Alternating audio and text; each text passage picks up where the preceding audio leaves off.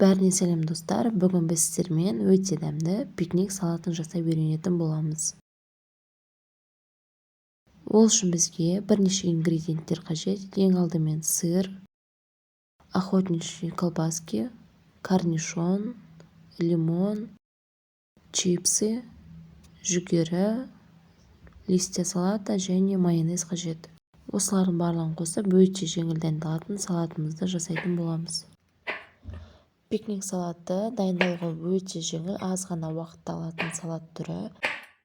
Ең алдымен ол үшін біз корнишонымызды тазалап, 2 немесе 3 бөлікке бөліп турап аламыз. Корнишонды ұстақ етіп тураудың қажеті жоқ, ортасынан 2-ге бөлсеңіздер де жеткілікті. Корнишонды турап болған соң, келесі кезекте охотничьи колбаскаларымызды турап бастаймыз. Оны бірнеше бөлікке осылай қиғаштап бөліп турап дайындап аламыз. Салатты дайындау барысында бізде барлығы дайын өнімдер болғандықтан оны дайындауға көп уақыт кетпейді. Аяқ асты қонақ келген жағдайда немесе кешкі асқа дайындауға өте жеңіл салат. Міндетті түрде жасап көріңіздер. Колбаскаларымыздың бәрін осылай турап дайындап ыдысымызға саламыз. Келесі кезекте сырымызды турайтын боламыз. Кез келген сыр түрін қолдансаңыз болады. Менде қарапайым сыр сметанковый, сіздерде осындай сыр немесе қалауларыңыз бойынша брынза немесе сулугуни қоссаңыздар да болады. Сырымызды бірнеше бөлікке бөліп, үшбұрыштап турап шығу қажет. Немесе өз қалауларыңызға қарай төртбұрышты етіп турасаңыздар да болады. Тураған кезде біркелкі болуына мән берген дұрыс. Сырды қарапайым пышақпен осылай үшбұрыштап кессеңіз, немесе дәл осы тәрізді бірақ карбовканы қолдану арқылы ирелек етіп кесіп турасаңыздар да салатымыз өте әдемі көрінетін болады. Өз қалауларыңыз бен ойларыңызға қарай түрліше етіп кесіп қосуға болады. Салатымызға келесі кезекте салат жапырағын қосатын боламыз. Ең алдымен жапырағымызды салқын суда жақсылап жуып, тазалап кептіріп аламыз. Тазалап жуылған салатымызды ортасынан бөліп, видеодағыдай бірнеше бөліктерге бөліп кесіп турап дайындап аламыз. Жапырағымызды салатымызға қосып, дайындап қоямыз. Келесі кезекте тазаланған черри помидорын ортасынан 2 немесе 3 бөлікке бөліп, видеодағыдай дайындап қоямыз.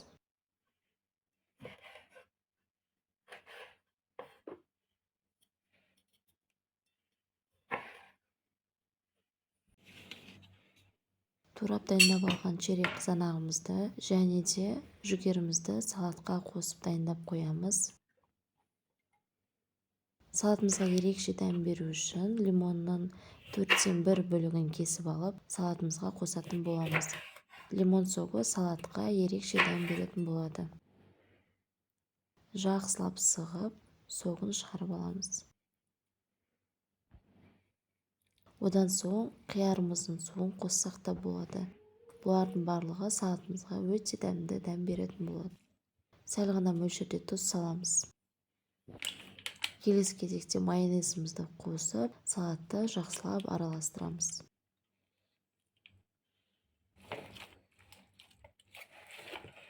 Салатымызды жақсылап араластырып, жарты сағаттай уақытқа тоңазышқа қалдырамыз. 30 минут аралығында салатымызға майонезі, лимон шырыны барлығы жақсылап сіңетін болады. Одан соң дайын болған салатымызды тәрелкемізге салып, оформление жасауға кірісеміз. Салатты өз қалауларыңызға қарай түрлі пішіндегі тарелкаларға салуға болады. Өз қалауларыңызға қарай түрліше әрлеулеріңізге де болады. Мен салат әрлеу үшін чипсыны қолдандым. Сіздер қалауларыңызға қарай чечил, сухарики немесе тағы да басқа заттарды қолдансаңыздар болады. Пикник салаты осымен дайын. Оны дайындауға 15 минуттай ғана уақыт кетті. Өте жылдам дайындалатын салат, әрі өте дәмді болып шықты. міндетті түрде үйлеріңізде жасап көріңіздер. Кез келген мерекелік дастарханға қоюға болатын салат. Осы және өзге де рецепттерді менің YouTube каналымнан көріп біле аласыздар. Видеоны лайк басып комментарий жазуды ұмытпаңыздар. Барлықтарыңыздың назарларыңызға рахмет.